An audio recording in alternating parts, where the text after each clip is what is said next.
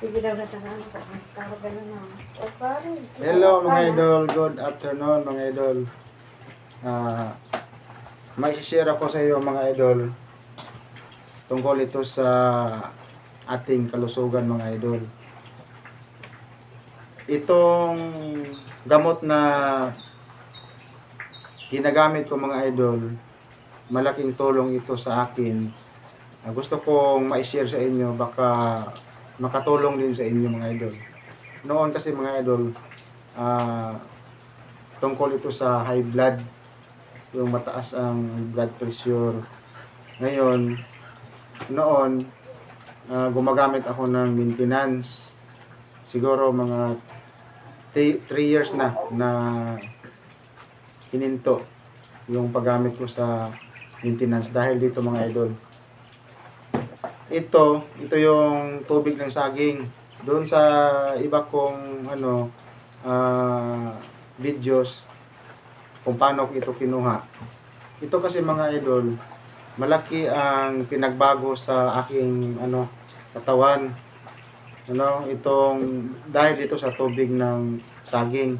Kasi ang ipik niya mga idol, parang binago niya, yung binalik niya sa pagkabata yung yung dugo mo, yung blood pressure ba, binalik niya doon sa pagkabata kasi yung pakiramdam mo sa katawan mo maliksi. Gusto mong palaging magtrabaho dahil sa wala kang iniindang mga sakit sa katawan. Kaya gusto ko i-recommend sa inyo mga idol itong tubig ng saging mga idol. Kasi napaka-effective, very effective masyado mga idol. Ito mga idol, lang ito mga idol, tubig lang ito ng saging. Kaya subukan nyo mga idol para kayo rin maranasan niyo kung paano pagalingin itong tubig. Hindi ito wala itong masamang epekto sa katawan. Kasi napakasarap na inumin. Yung tiyan mo walang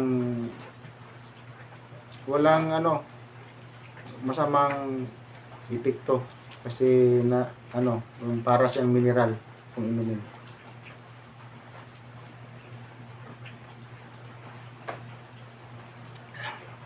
Sa iba mga idol,